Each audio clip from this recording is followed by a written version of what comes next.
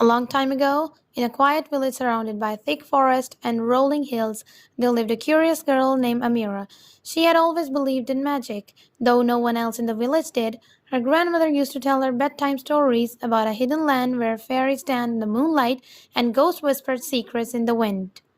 Everyone laughed at these stories, but Amira believed every word. One day, while walking in the woods near the old willow tree, Amira found a strange stone glowing faintly in the grass. As she picked it up, a soft hum filled the air. The wind changed. The leaves shimmered, and suddenly a glowing doorway appeared between the tree roots. Amira took a deep breath and stepped inside. To her amazement, she found herself in a breathtaking world. The sky above was a soft lavender filled with floating lights. Trees shimmered in shade of silver and gold. There were rivers that sparkled like diamonds, and flowers that sang in the wind passed through them. This was the land of ghosts and fairies. As Amira walked deeper into the land, she met a tiny fairy with crystal wings and warm smile. Welcome, Amira, said the fairy. We've been waiting for you. Me? Amira said in surprise. Yes, the fairy replied. The balance of our world is breaking. The ghosts and fairies used to live in peace, but now something dark is making the ghosts angry, and they're scaring the fairies away. We believe you can help us. Amira was nervous but excited. She followed the fairy, whose name was Lumi, to a village hidden among the glowing trees. The fairies were frightened and hiding in their houses. The ghosts come every night, Lumi explained. They were once kind, but now they cry and howl. Some say they've lost something precious. That night, Amira decided to visit the haunted part of the land where the ghost lived. Lumi gave her a tiny light crystal to keep her safe. As she entered the misty valley, the air turned cold. Shadow moved among the trees. Suddenly, a soft voice whispered, "Who are you? Human?" Amira turned to see a pale ghost with gentle eyes floating before her. "My name is Amira," she said bravely. "I wanted to help you." The ghost sighed.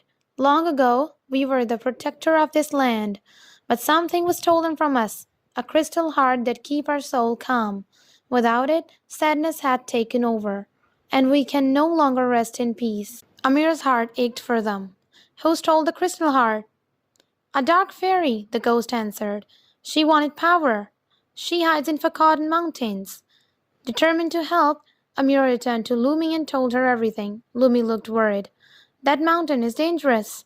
Even fairies do not go there. But if we don't try, our land will fall into sorrow forever."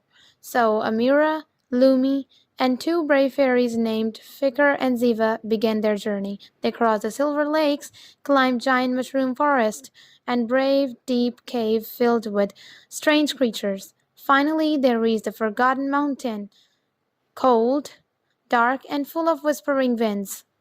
At the top of the highest peak stood a black castle made of shadowy stones. Inside, the dark fairy waited. Her name was Noctra, and her beauty was like ice, sharp and cold. "So, a little girl come to take my crystal," Noctra laughed. "Why should I return it?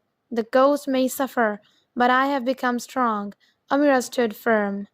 "True strength is not about making others weak.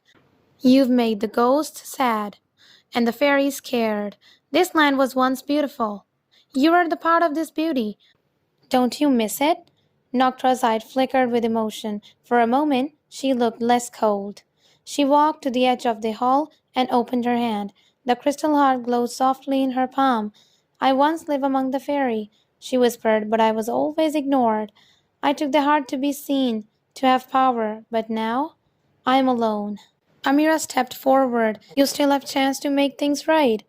Noctra closed her eyes. Slowly, she placed the crystal heart into Amira's hand. "Go," she said.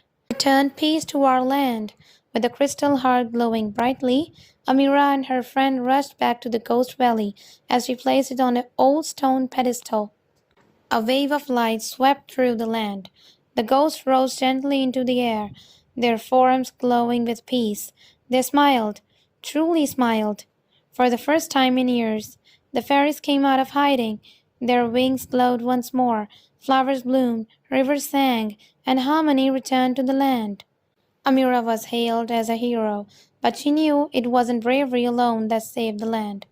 It was kindness, understanding, and believing in those who had lost their way. When it was time to return to home, the fairies gifted her a small bottle of starlight and a promise. Whenever she needed them, she only had to whisper their names. Amira stepped through the portal and found herself back near the old willow tree, the glowing stone now just a smooth pebble in her hand. But she knew the land of ghost and fairy was real, and in her heart it always would be. Please like and subscribe my channel.